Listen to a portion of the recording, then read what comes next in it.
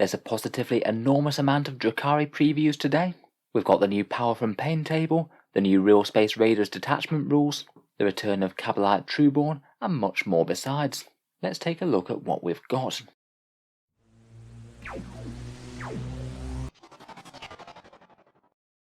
Hello and welcome back to Auspex Tactics, where it looks like it's shaping up to be a really preview heavy week. 2 big books for 40k coming out at the weekend, plus of course that Piety and Pain box set. It seems like Games Workshop aren't fancying drip feeding us the rules this week. They've just posted an article on Warhammer Community with 7 big changes to Dark Eldar, so let's go through all of them and talk about what they might mean. The full list is the new Power from Pain table, upgraded HQs and the return of Kabalite Trueborn, the new army construction rules including the Real Space Raiders detachment, some previews for the Cabal of the Poisoned Tongue, some mechanical changes to combat drugs, and finally a couple of relics. Absolutely loads to talk about here, so let's jump straight into it. So first up we have the new Power from Pain. As was probably expected, it now only applies if the entire army is either Drukhari or unaligned. Games Workshop is basically giving every faction a good reason to play them solo as well as in allies, and it seemed fairly logical that this will be the benefit that Drukhari got. The table has been rewritten at every single step. Possibly the biggest change is that there's no longer any Feel No Pain on the table, that has become a 6+ invul save instead. I'm not at all surprised at that change after Death Guard lost their Feel No Pain save. Games Workshop seem to be stepping away from them as whole army abilities. I wouldn't be too surprised though if the Homunculus Covens do actually get a Feel No Pain instead of their invul save. That might well be the new way to go for them. For the rest of the table, turn 2 they'll be getting Advance and Charge, which has changed from reroll to charges and advances. Turn 3 is largely unchanged, you get +1 to hit in melee, but also vehicles get a bit more accurate in engagement range when firing with heavy weapons. Turn 4 is completely changed, you now get a 5+ invul save instead of a buff to morale. That 5+ invul save is far more meaningful than a 6+. It looks like Drukhari units are going to be really hard to shift after that. Then on turn 5 onwards, you get Fearless, and also vehicles don't degrade quite as quickly. As before, it does seem that all these buffs stack, so your standard warriors will be far stronger by the end of the game after a lot of bloodshed has happened. I think it's a little bit unclear as to whether the table will be stronger and weaker until we actually have the codex. I would say that the 6+ Feel No Pain change into a 6+ invul is probably weaker, though it does depend on the AP of exactly what was shooting you and the damage characteristic. We're going to have to take it into account with any new points changes and any new changes to the stat lines of the units before we can really say whether that's better or worse. In any case, a 5+ invul seems very good to me. It won't be relevant on the vast majority of Drukhari vehicles, presuming they get this, but it seems like it'd be an absolute godsend to some of the infantry. Just as an aside, it does look like vehicles are going to be getting this, as there are rules that specifically call out vehicles on this table. Though presuming they get the invul saves, it might not be quite as important on them, as of course they do often have 5+ invul saves to shooting anyway. I guess it could perhaps make them a bit more durable in melee. I think that the turn 2 change, however, Advance and Charge, is absolutely great. Drukhari are already pretty fast, and now they'll be hurtling across the table at absolute lightning speed. Even Kabalite warriors on foot are going to have an average charge threat range of something like 17 inches now. So basically you just can't rule out being charged by Drukhari unless you're a really long way away.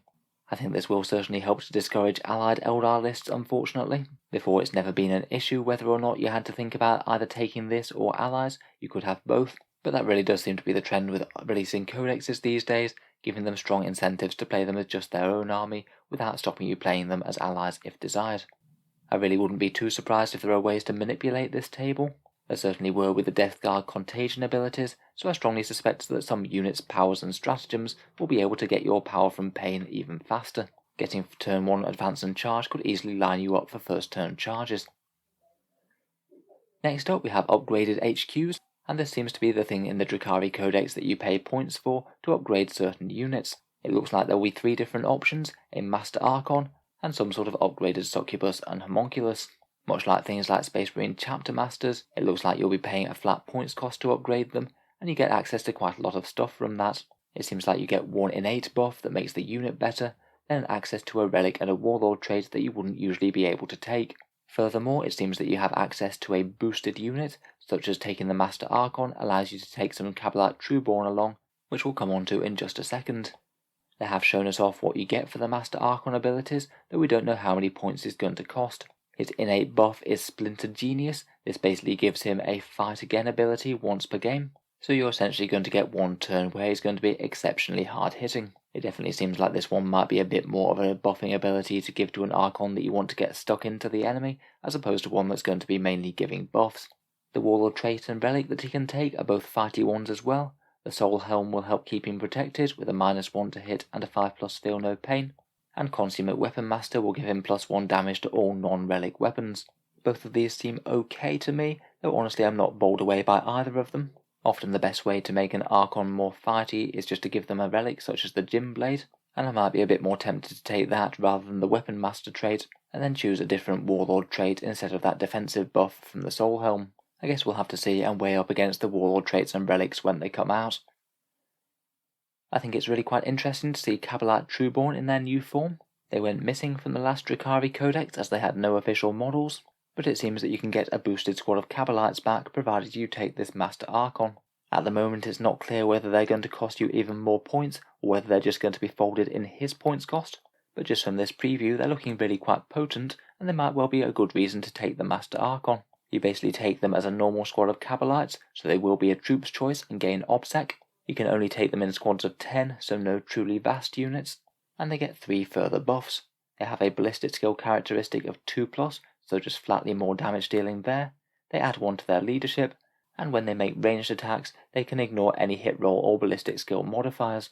The ignores modifier seems particularly interesting to me, as that means that they'll be able to fire the heavy splinter cannons and dark lances on the move, and they'll be able to do so at ballistic skill 2+ what's more.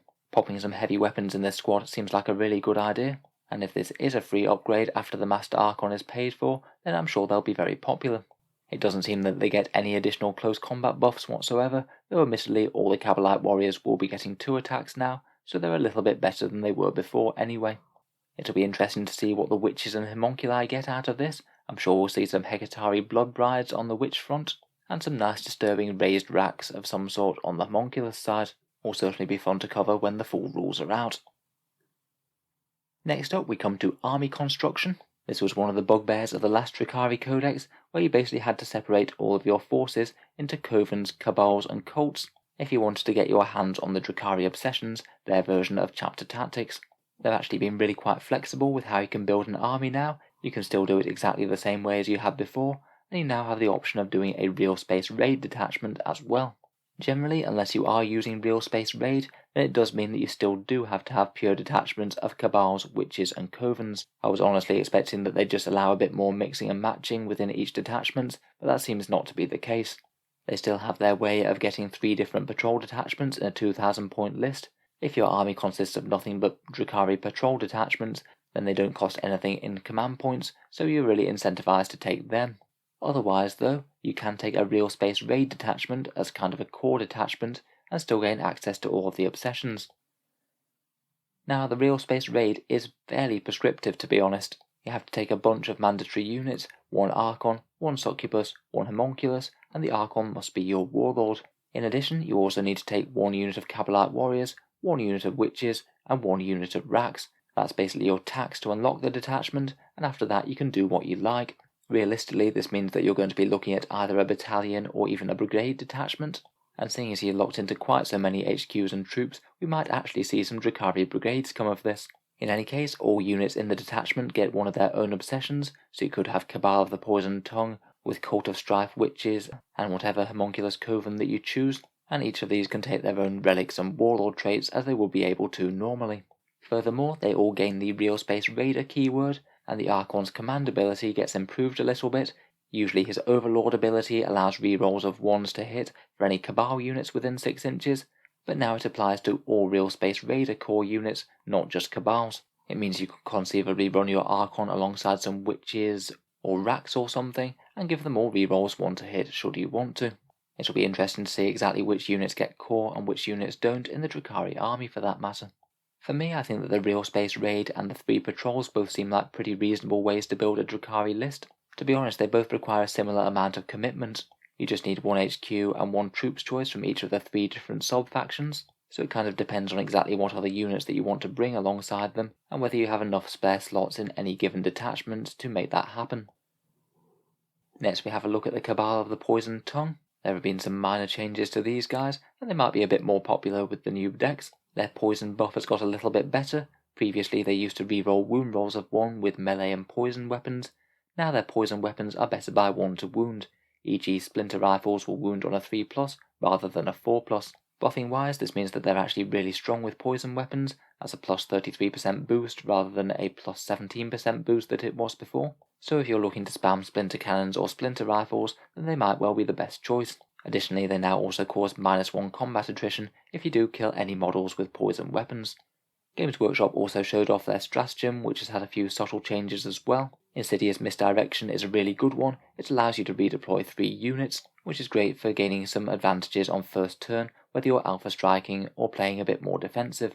The only difference is that it now seems that you can use this multiple times should you want to, and when you redeploy the units you could put them in strategic reserve.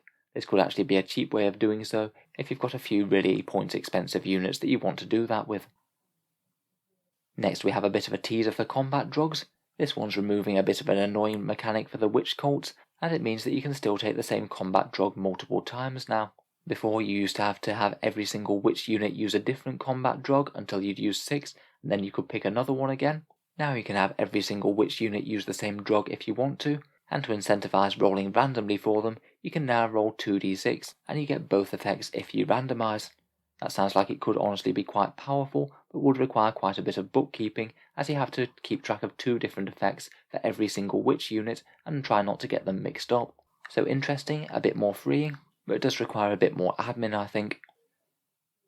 Finally, we've just got a quick look at 2 relics. First up we have the Gym Blade, which has been buffed to a flat 3 damage. It used to be damage D3 before, but now it's a little bit more fighting. This one's basically the relic of choice to make your Archon more hitty in close combat. It still gets +2 attacks at +1 strength, AP -3 and damage 3. Should make short work of enemy characters when you are slapping around with 7 attacks. Lastly, they've also shown us off the Nightmare Doll. That one's a homunculus relic, and it's basically unchanged as it was before. It gives the bearer a 4+ feel no pain. Obviously makes them just twice as durable as they were previously, though we have yet to see whether or not the homunculus units get a feel no pain naturally. So that was quite a lot of stuff there for Codex Drukhari, quite a lot of the major changes for the new decks laid bare. I'll most certainly be covering this in depth as soon as they release the full news. It'll be really fun to see what sort of tricks and combos can be put together with it. So feel free to subscribe to Auspex Tactics if you'd like to see more like this, or see that full review. I try and keep 40k content coming out every single day. Finally, if you have been enjoying my videos recently, I would just like to mention that the channel has a Patreon page, which you can find down in the video description. Making all this content does take a fair amount of time, and if you are enjoying regularly, then any support is massively appreciated. Channel patrons do get a fair few advantages, such as seeing certain videos early, regular votes to see what sort of things come next on the channel, and automatic entry to the channel's monthly prize giveaways with the chance to win some big model kits. This month's one is for Piety and Pain. If any of that sounds good to you, or you'd just like to help support, the link is down in the video description below. In any case, a massive thank you for listening, and I'll hope to see you guys next time.